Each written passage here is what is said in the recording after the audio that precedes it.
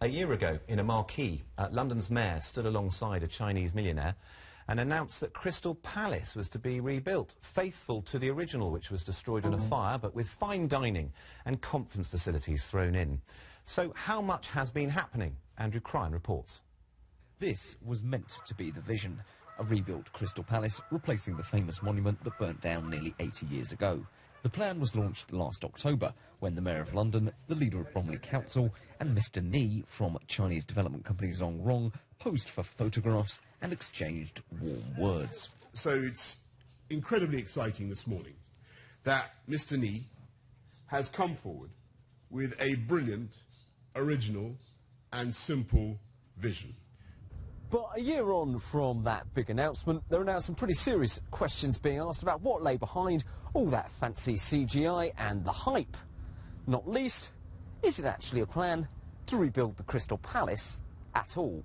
According to the chairman of the Park Community Stakeholders Group, locals were quickly told that it wasn't clear what the new building would look like at all. The proponents of the development were actually saying, of course, it would look nothing like the original Crystal Palace.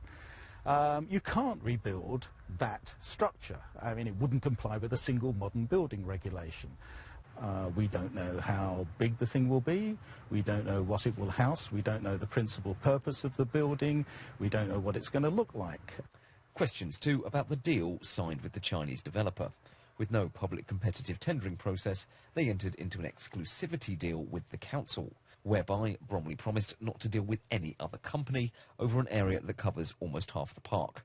Some local campaigners wonder why all other organisations have been excluded. In my day job, I do real estate PR, and this is totally not the normal practice.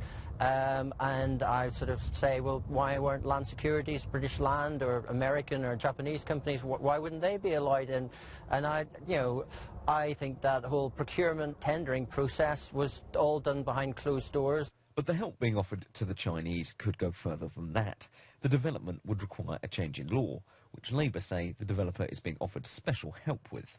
The top site at Crystal Palace Park is very tightly protected by law. In fact, there's a separate Act of Parliament that restricts the amount of land that could potentially be built on. And what we've been told by the Mayor's staff is that they would intend to actually seek an amendment to the Act of Parliament to allow the Zongrong development to spread much broadly across the Crystal Palace Park.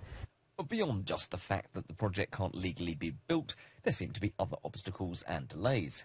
A planning application was originally said to be arriving this autumn, but hasn't. And this week, the Mayor cast doubt on whether the scheme will even happen. Caught people's imagination, though there are some concerns about the deliverability of the project. Which all means serious questions over the future of Crystal Palace.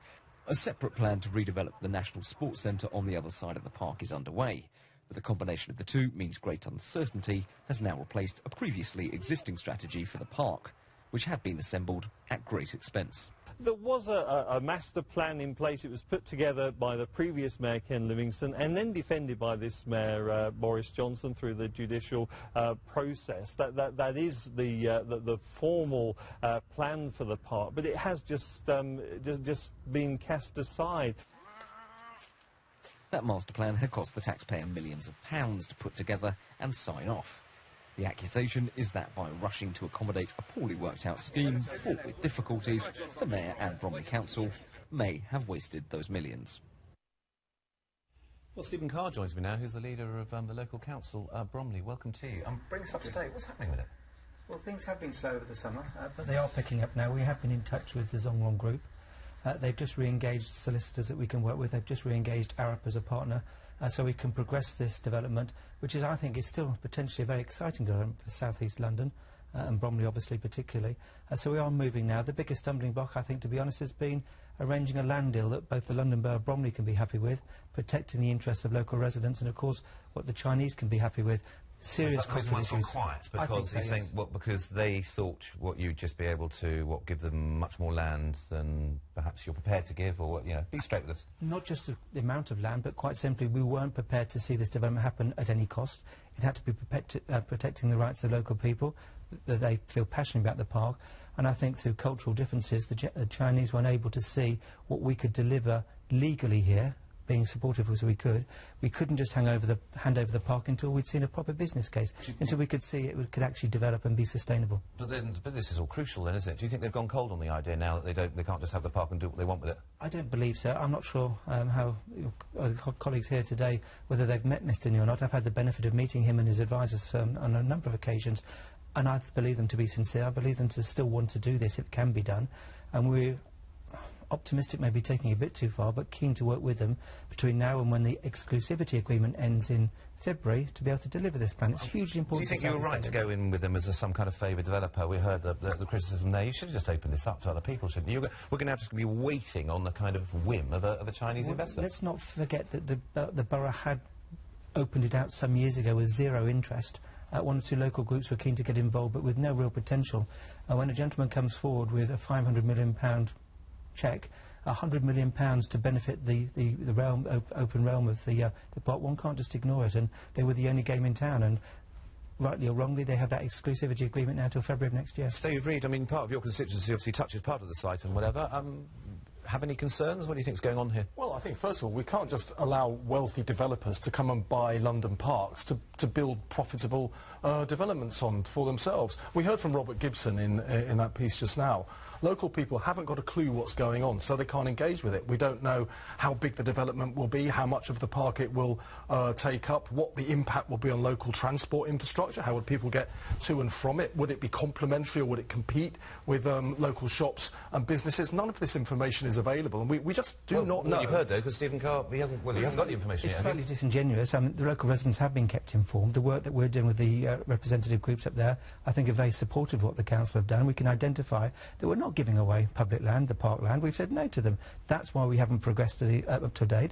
But if they are prepared to play by the rules and the legalities that we see them, then we can negotiate and get this really exciting development that not only be good for Bromley, but the whole of South East London. You turn your nose up at £500 million from Chinese investors. Neither Stephen nor the Mayor of London have been able to give the kind of detailed information that local people need to be able to express an opinion on Not this. yet, no. We don't know whether this is a genuine runner or it's another mayoral fantasy like Boris Island. But no one's been able to do it for years, though, have they? No one's been doing it. We've just heard from Stephen that no one's been able to do anything with the site for years. They're not out of the game yet, are they? They're having to negotiate. And I think private details in hotels in Beijing, which seems to be where this particular proposal's come from, is not open enough to allow alternatives to come forward that might have been better. But Steve, I think in fairness, you look at what happened at Battersea Power Station, where we had a number of false starts over 20, 25 years or so.